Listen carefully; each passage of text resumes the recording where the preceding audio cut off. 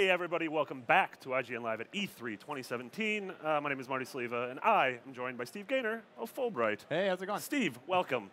Thanks for having me. You had a very exciting week. That's true. The video game Tacoma, you've been working on for several years, it continually showed up at events. We never knew when it was coming out. Right. But finally, on stage at Microsoft, what happened? We announced that Tacoma is coming out for PC and Xbox One on August 2nd.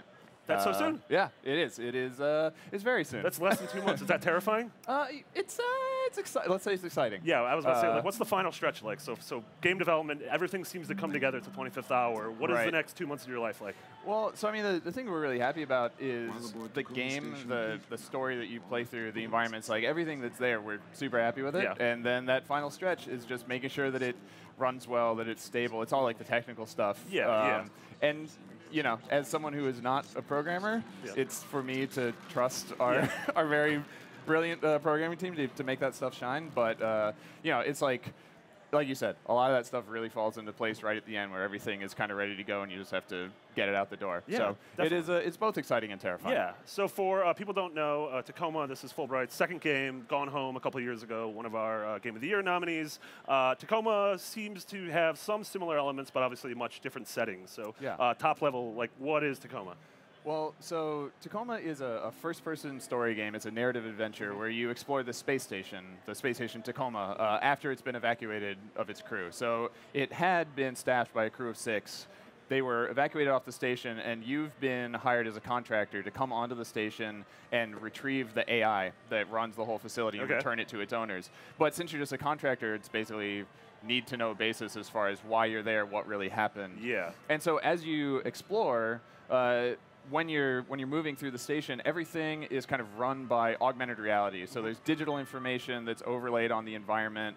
You know, in this footage, right here, you have a personal desktop that you can basically open up in your vision at any time. You receive messages from your handlers, but also the tracking system on the station basically recorded these moments in the crew's life before you arrived. And some of that is recoverable data that has basically not been scrubbed clean before you got there. So you view it almost as these like digital ghosts that inhabit the environment. Right. Yeah, we were like, last time we didn't have any ghosts. And we really felt like that was something we could improve on. Yeah. But then we were like, what if they were like computer ghosts? Sure, ghosts in the machine. Right, because you need to kind of have that little twist, right? Yeah, everyone kind of thought there were going to be ghosts in Gone Home. Yeah, well, like I previewed it, and you told me they we weren't. got 6 of them right here. That's several ghosts. That's 6 more ghosts in Gone Home. But we have this little scrubby thing at the bottom. What's the deal with this? So because these scenes that you're inside of, these kinds of snippets of things that happened in the past are in the space with you, and because they're digital information that's been captured, the idea is that you don't just kind of come up and recover them and just watch them and move on, but that they're actually moving around you in the space, kind of in this pervasive way. And so you have control over the timeline of the scenes, as we'll see when we go into the habitable section that's after this part, where the introduction to the idea here is basically there's just these 2 characters, and you follow them and you listen to them and you get an idea of how this works. But then when you get into one of the denser areas of the game, all 6 characters should be moving through the space, moving past each other, having these parallel conversations. And so you're able to move through that timeline to kind of see everything that happened from every angle and be, by the end of the experience, kind of in all places at once over time. So it's sort of like an evolution of, in Gone Home, when you're exploring the house, you're learning about who these family members are based on what they left behind. Yeah. And some of that's here, but it's also, you're literally watching scenes of the crew unfold in front of you. Yeah. Well, and because additionally they are these records of what happened, because you're not there while they're happening, you have that similar kind of access that you had in Gone Home, which is to say, these people don't know you're there. You have access to some of these like very private moments that are maybe a conversation between 2 people, and you're seeing the characters in this kind of unguarded way that I think that you're able to get to know them in this kind of, I think, very kind of direct, kind of deep connection to what they went through in a way that's unique to kind of being, there after the fact and being able to be involved with what was happening without them being like, oh, well, somebody's watching over my shoulder. I'm not really going to show my full self in these moments. And what we wanted to do was say, we thought it was very valuable in a lot of ways in Gone Home for it to be just you and the environment and what you found and the voice of this one character.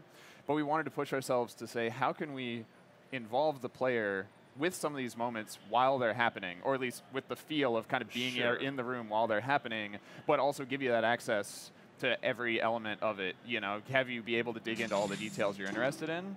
And that's something that we're really happy that our kind of sci-fi setting gave us that ability to say, like, okay, well, the technology in this station, you can be involved with it. It can be part of the core of what you're doing as the player. But it also gives, there's player freedom here, because you have this scene here that it's sort of in the rec room, the kitchen, the rumpus room, if you will. Yeah. You don't have to have space rumpus rooms. Well, there's a pool table and a dartboard down there. I think that qualifies it. That's 2/3 of the rumpus. Yeah. But you enter the scene, and you can sort of choose where you want to go and who you want to follow and what you want to listen to. Right. You know, you can see at any point, especially in this area because it's so open, you know, we're following Evie, the administrator of the station, and just like you have a personal desktop that you can access, there are also these records of what the characters are looking at on their desktops at the time. So you can focus on one character and dig into everything they were seeing and what they were reading and what was going on with them at this time.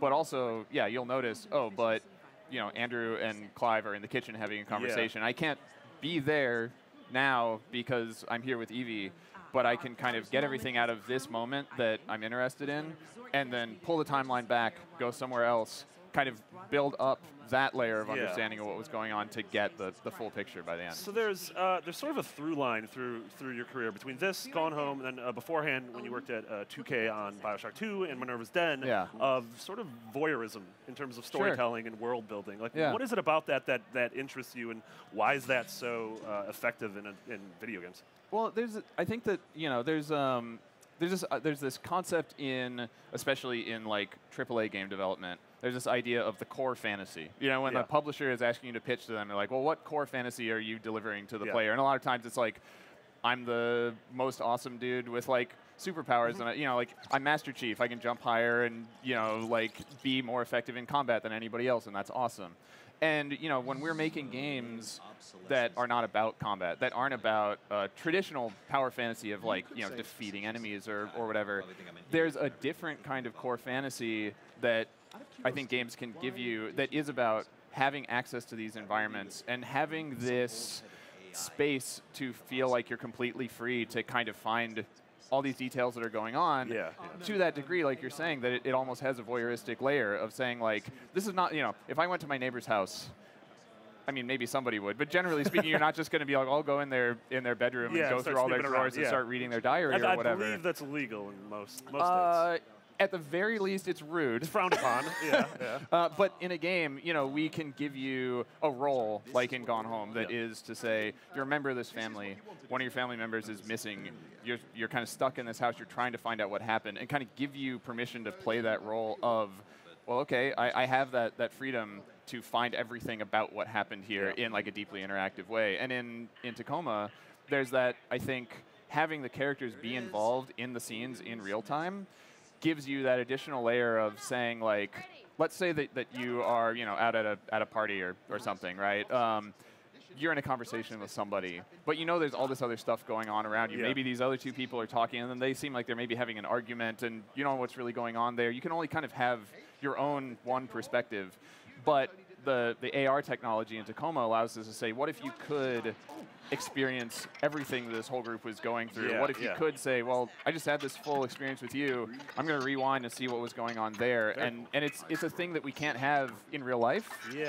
And so I think that the interactive and the dynamic nature of games allows us to say, well, here's something that maybe you wish could be something that can happen in the real world. And here's a version of it where we can say, what if you could see everything from every angle? What if you could, if somebody, in our real world is looking at their phone and you're like, well, and they react to it and you're like, I have no idea what that is. But if you, had that full access to just all of that information about what's going on in these moments, it's really powerful, I think. Absolutely. So going back a little bit to the Xbox conference, obviously it was exciting that you guys the game was featured, you got the release date. The term was thrown around a lot, console launch exclusive. Sure. So you said earlier the game is coming to Xbox and to Windows PC. What does console launch exclusive mean? It just means that the only console we're going to be on at launch is Xbox One. Okay. Yeah. So that's not closing any doors for the future. No, I mean, we're only focusing on our launch platforms at this point, but it is not a Right. I think that's what they're saying with console launch exclusive, right? Yeah. Like if we were if we were a console exclusive, maybe it would be like a lifetime thing. But as far as where we're at, we're really excited about the partnership we have with Microsoft. Like, they've given us awesome support. And as a developer, especially a small developer, there's something that is really valuable about being able to concentrate on just one platform at a time, basically. Sure. So at this point, we're saying we're traditionally a PC-focused studio. Gone Home came out originally on PC, and I think we're all PC gamers. So PC, Xbox One, and then I guess we'll just see what the future holds, right?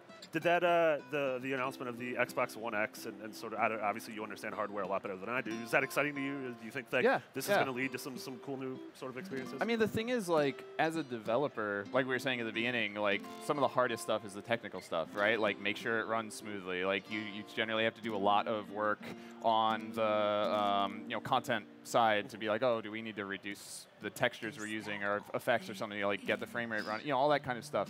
And so the fact that you can have a version of your game on like the Xbox One X that you can unlock some of that stuff and say like, okay, we always want the game to run as smoothly as it can and look as good as it can, but there's this platform that can allow us to bring kind of an even sharper, faster, better looking experience to people that are, investing in that platform. Like, that's really cool, right? Yeah. Because, as PC developers, you're always sort of like, well, if somebody has a monster gaming rig, they'll just turn all the details up and see everything that we could possibly put on screen. And if not, they'll turn it to low quality. And like, there's that kind of spectrum of how the game can run and how it can look. Yeah. And so knowing that there's a way for players to say, I'm going to upgrade my hardware, I'm going to have like the best version of this that's on console is cool. Yeah, that's very exciting.